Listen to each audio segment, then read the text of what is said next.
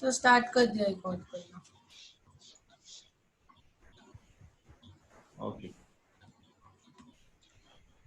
So modulus of elasticity is clear ना। Yes sir. अब कहता कि हम किसी भी चीज के ऊपर स्ट्रेस डालेंगे, है ना, तो उसमें strain will be produced.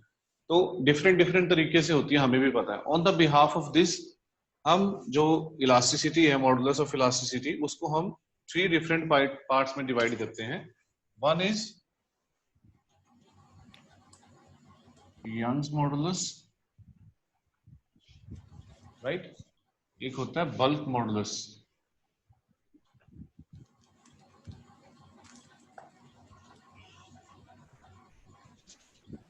Young's modulus of elasticity, और थर्ड होता है शेयरिंग मॉडुलस ऑफ इलास्टिसिटी।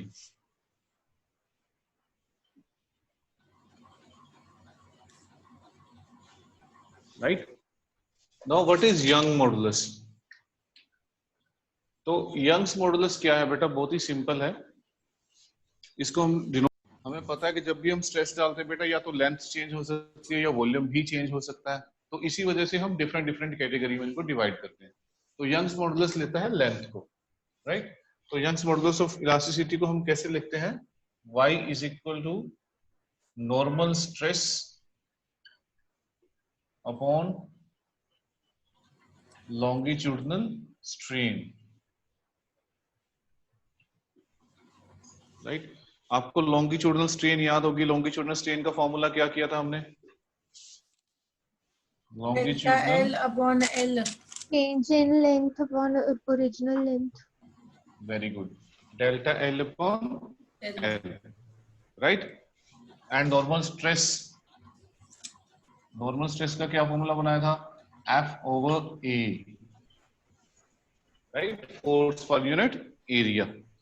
अब मेरे पास अगर लेंथ हो रेडियस आर की, वायर वाली, राइट, तो मेरे पास क्या बनेगा?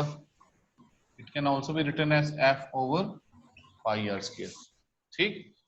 तो यहां से फिर यंग्स मॉडुलस ऑफ इलास्टिसिटी क्या बना? Delta L over, sorry, F over pi R square upon delta L over L, यही बना। Yes sir. और हमारे पास फाइनल बन गया F L upon pi R square delta L. Is it clear? Yes sir. तो अब यूनिट क्या बनेगा, कोई बताएगा मेरे को? What will be the unit of Young's modulus of elasticity? Sir newton per metre. Yes, क्योंकि एल एल का तो सेम ही है, तो ऐसा यूनिट क्या हुआ इसका? न्यूटन पर मीटर स्क्वायर, और मैं इसको पास्कल भी लिख सकता हूं, राइट। तो ये हो गया यंग्स मॉडुलस ऑफ इलास्टिसिटी। इसमें सिर्फ लेंथ ही कंसिडर करनी है। There will be a change in length,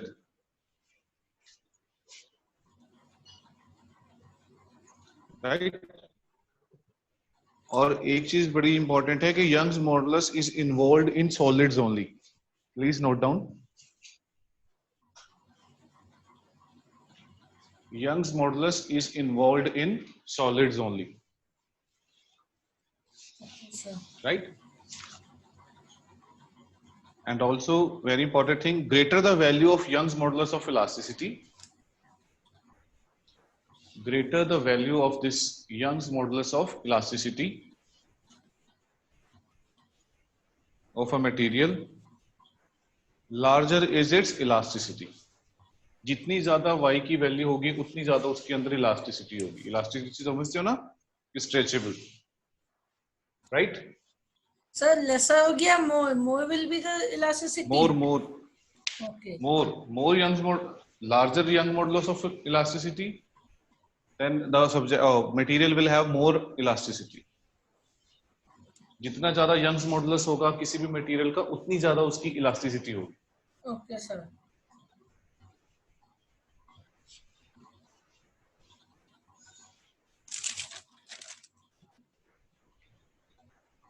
clear? Yes sir. Noted down? हाँ sir. Yes, sir. Next we have So I'm using that space for the calculations, right? So bulk modulus of elasticity is noted by B. So we are solving this now. Bulk modulus of elasticity. So it is defined as the ratio of normal stress to the volumetric strain within the elastic limit. It is defined as, so bulk modulus of elasticity, normal stress upon volumetric strain, right? Normal stress formula we know, and what was volumetric strain we discussed earlier also. Delta B upon B. Volumetric minus, because whenever we are applying stress, there will be decrease in volume, na? Yes, sir. Therefore, bulk modulus will become, whenever you will put the value, it will become F over A upon delta V over V minus. Or what we can say, if in spite of force upon area, I can use pressure P. This will be the formula for bulk modulus. Yes, sir. Is it clear? Sir.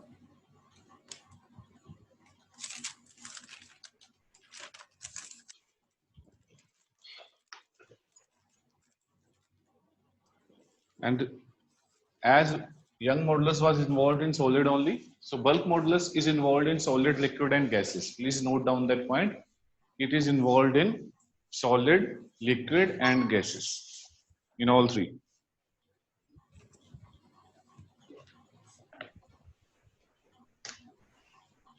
And this is the relation B for solids, that is bulk modulus for solid is greater than bulk modulus for liquids, and for it is further greater than gases.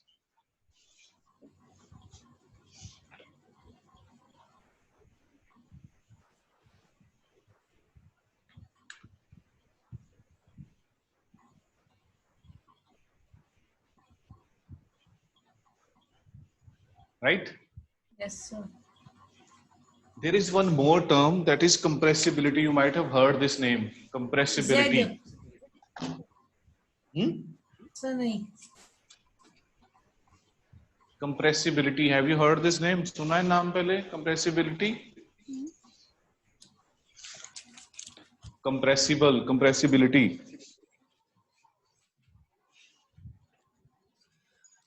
याद है? नहीं याद. Yes, sir. And जब solid, liquid, gases में difference करते थे कि solids are not compressible. तो उसीलिए एक compressibility term होती है, इसी से related है.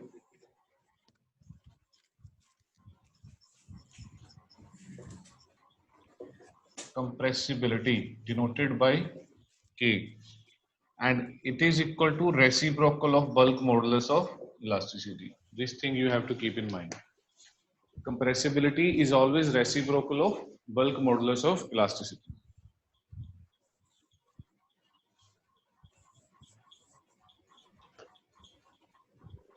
Clear? So what will be the unit of compressibility then? Yes. Unit of compressibility will be reciprocal of bulk N power modulus. That is, -1 meter square. yes. This is compressibility.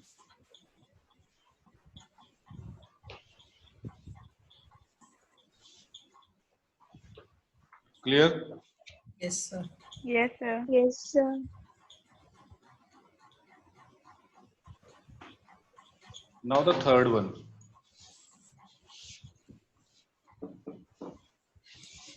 Shearing modulus. और इसको बोलते हैं modulus of rigidity भी बोल देते हैं, और modulus of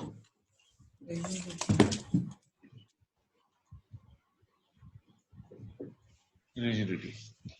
Modulus of rigidity is denoted by G, right? So it is defined as one is left only, which is stress we have discussed, that is tangential stress. Ratio of tangential stress upon shearing strain. याद है हमने किया था ये। Tangential stress कौन सी होती है? एक लॉन्गिट्यूडनल करी थी, एक वॉल्यूमेट्रिक और एक टेंजेंशियल। टेंजेंशियल में क्या था कि जब फोर्स लगती थी टेंजेंट, राइट, उसमें मैंने क्यूबॉइड बनाया था और थीटा की वैल्यू ली थी हमने डेल्टा एल अपॉन एल, जिसमें से वॉल्यूम चेंज नहीं होती। बिल्कुल राइट। तो इसमें इसको थोड़ा सा हमने बस वो किया था,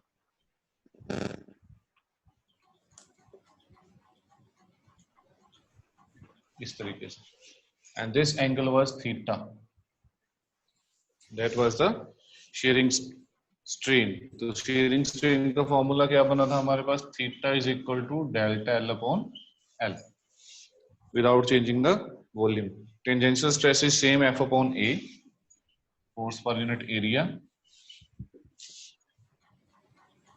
is equal to force over area. So it implies modulus of rigidity will be G is equal to F L over A delta L.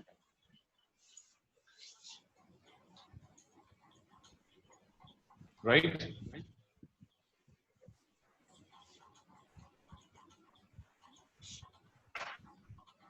Clear? Yes, sir. Yes sir.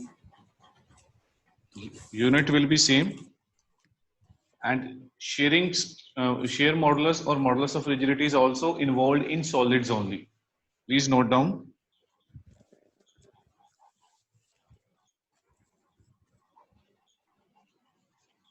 Right? It is involved in solids only, like Young's modulus. And very important thing that it is always less than the Young's modulus of the material. अगर हम एक same material का Young's modulus और modulus of rigidity निकालें तो Young's modulus ज्यादा आता है हमेशा। और ऑलमोस्ट एक्सपेरिमेंटली ये चीज प्रूव की गई थी कि G is equal to Y/3। मतलब जो modulus of rigidity है that is 1/3 of Young's modulus, right? कि जितना यंग्स मॉडुलस होगा उस मटेरियल का, उसकी जो मॉडुलस ऑफ रिजिडिटी होगी या शेयर मॉडुलस होगा, that will be 1/3। Clear? Yes, sir.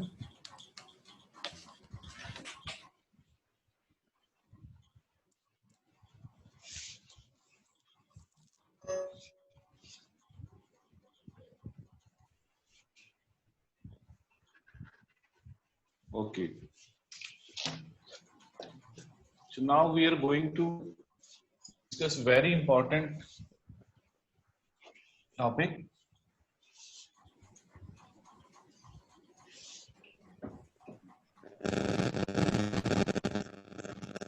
Now we will study the nature of the wire.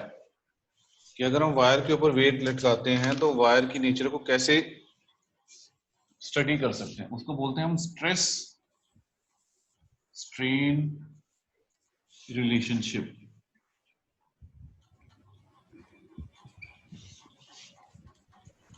Of a wire, right? इस पे हमने क्या किया बेटा, एक वायर ली, वायर पे एक पैन लगाया नीचे, राइट, इस तरीके से। यहाँ पे एक नॉर्मल स्केल बनाया, ये हमारा एक नॉर्मल स्केल है।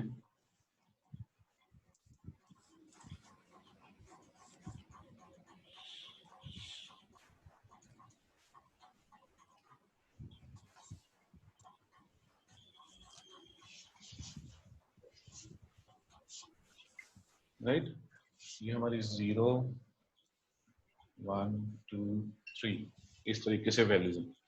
और यहाँ पे मैंने एक रिजिड सपोर्ट से एक वायर हैंग करी, और वायर पे मेरे पास यहाँ पे मैंने हुक लगाया जिसपे मैं वेट डाल सकता हूँ, राइट। और इस स्केल के ऊपर मैंने एक वर्नियर कैलिपर रखा V, राइट। और ये जो पॉइंटर था यहाँ से हम स्टार्ट करेंगे वहीं पे बिल्कुल नीचे से, ये हमारा है वर्नियर कैलिपर, इसका एक पॉइंटर यहाँ पे। क्लियर? अब मैंने क्या किया, मैं इस पेन के अंदर वेट डालता गया, वेट डालने के बाद मैंने जो उसके अंदर कैरेक्टरिस्टिक्स आए उसको स्टडी किया। उसको कैसे स्टडी किया वही हम डिस्कस करने वाले हैं। उसको बोलते हैं स्ट्रेस स्ट्रेन रिलेशनशिप, और उसकी ग्राफिकल प्रेजेंटेशन बनाई। ऐसे इस तरफ लिया हमने स्ट्रेन और इस तरफ लिया स्ट्रेस, राइट? ये चीज क्लियर है बेटा? Yes, sir. पहले मैंने क्या किया, जब इसमें मैं वेट लटकाता गया बेटा, वेट हैंग करता गया, तो ना इसने इसको फॉलो किया। ये O पॉइंट होगा, ये पॉइंट होगा E। ये क्या रिप्रेजेंट करता है, किस चीज को फॉलो किया इसने?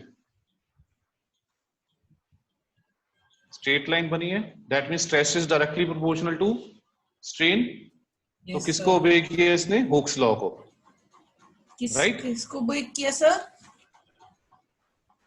बेटा ओबे किया, stress is directly proportional to strain ना, यस सर। तो इसने हुक्स लॉ को ओबे किया, राइट? तो हम इस रीजन को हम क्या बोलते हैं, जो ये पॉइंट है, point A, that is proportional limit. Proportional limit मतलब यहां तक वो स्ट्रेट गया, राइट? Yes sir. अब कहता इस पॉइंट से, ए पॉइंट से जो आगे मैंने वेट डाला, तो यहां पे इसने स्ट्रेट लाइन फॉलो नहीं किया, राइट? समझ आ रही है कि वायर की मैं स्ट्रेस स्ट्रेन रिलेशनशिप डिराइव कर रहा हूं बेटा, फाइंड आउट कर रहा हूं कि कितनी वो स्ट्रेस वो झेल सकती है। तो वायर को मैंने ऐसे लगाया, उसके बाद में वेट डालता गया, ए पॉइंट तक वो ओबे करता गया बड़ा इजीली। ए पॉइंट के बाद उसने ओबे नहीं किया हुक्स लॉ को, स्ट्रेट लाइन जाने की बजाय हल्की सी कर्व हुई, दिखाई दे रही है हल्की सी कर्व? हाँ sir. Yes, sir. Yes, sir. अब इस पॉइंट पे जो पॉइंट बी है, ये है इलास्टिक लिमिट। इलास्टिक लिमिट याद है ना? Yes, elastic sir. लिमिट मतलब कि अगर मैं इस पॉइंट पे वेट निकालूं, वेट खत्म कर दूं, रिमूव कर दूं, तो ये बॉडी वापस यहां आ जाएगी। समझ रहे हो कि the body will try to regain its shape again. तो ये हमारा वो रीजन हो गया, क्लियर? इसको हम क्या बोलते हैं फिर, ये वाले रीजन को, बी ओ को क्या बोलते हैं? Oh, that is elastic reason.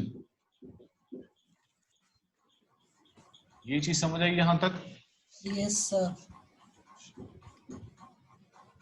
कोई डाउट नहीं? No sir. No. अब मैं कहता हूं कि अगर मैंने इससे और लगाया, वेट और लटकाया, तो ये कुछ ऐसी बनी सी पॉइंट पे। इसमें ओबे तो कर ही नहीं रहा, वो नहीं कर रहा ना, हाँ सर। हुक्स लॉ तो खत्म हो गया। अब यहाँ पे ओबे नहीं कर रहा, वो स्ट्रेट लाइन नहीं है। तो इसमें क्या हुआ, जो कर्व बीसी है वो किसको रिप्रेजेंट करेगी?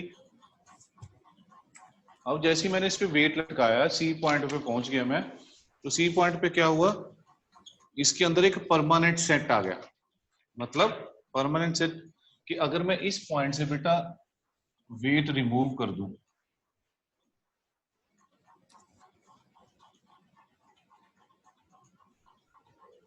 अगर सी पॉइंट पे जब आ गया, मैंने उससे वेट रिमूव कर दिया, बॉडी को बिल्कुल इनिशियल वाला हल्का कर दिया, तो बॉडी यहां आने की बजाय कहां आई? O1 पे।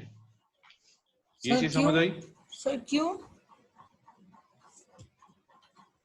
क्योंकि अब इलास्टिक नेचर खत्म होगी ना बेटे, उसके अंदर कुछ ना कुछ चेंज आ गया। जैसे हम बात करते हैं कि स्प्रिंग को अगर स्ट्रेच करते जाओ एक टाइम तक तो वापस आता है, फिर वो वापस नहीं आता, उसके अंदर चेंजेस आने शुरू हो जाते हैं। तो ये वो पॉइंट है, ओके सर। मतलब वो उसी पोजीशन में, उसी रास्ते से वापस नहीं आई उस पॉइंट पे, right?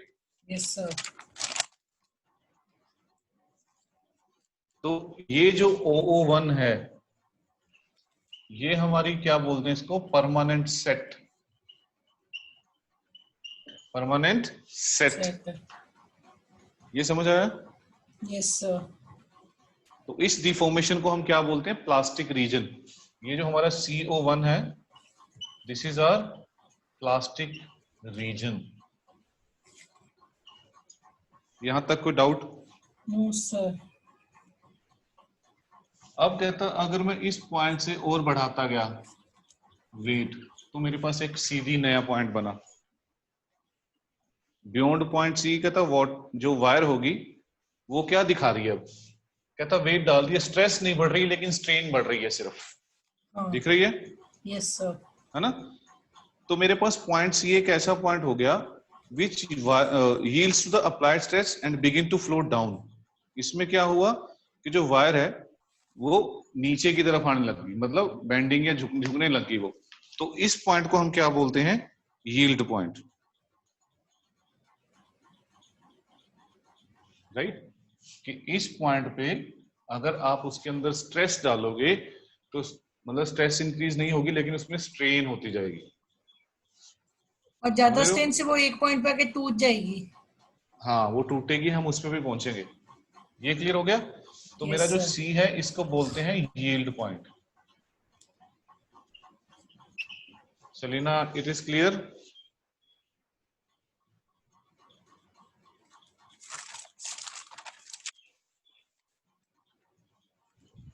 Right? Now is the point D. अब कहता अगर मैं डी के बाद भी उसके ऊपर वेट लगा रहा हूं, ठीक, तो मेरे पास क्या हुआ?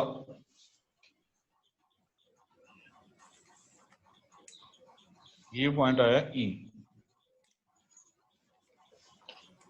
अब इसमें एक चीज देखने वाली है, कहता ग्राफ कहता है कर्व लाइन बनी और इसके बाद ऐसे एफ डी ई एफ। अगर मैं डी के बाद वेट लगाया तो ये इसको जो कहता है if the wire is unloaded. अगर यहाँ पे आप अनलोड भी कर दोगे वायर को तो वायर की जो थिकनेस है वो कम होने लग जाएगी, थिन होने लग जाएगी वायर। समझ रहे हो? सर थिन और कैसे? फाइनली आती आती वो मतलब उसको खींचते जाएंगे बेटा, एक टाइम तक तो उसके अंदर इलास्टिक नेचर है, हाँ। लेकिन वो धीरे धीरे वायर टूटती कब है? जब उस पर ज्यादा स्ट्रेस डालते हैं तो उसकी Okay, जो sir. थिकनेस है वो कम होने लग जाती है, मतलब खींच के लंबी होने लग जाती है, पतली हो जाती है। Okay, right? sir. तो जो एफ पॉइंट है इसको बोलते हैं हम ब्रेकिंग पॉइंट। फिर एफ पे आके वो टूट जाएगी वायर। Okay, sir. समझ आया ये? Yes, sir. Yes, Right? sir. तो जो ई पॉइंट पे बेटा हमारा स्ट्रेस है उसको बोलते हैं ब्रेकिंग स्ट्रेस। क्या बोलते हैं? Breaking stress. Okay, sir. Is it clear? Yes, sir.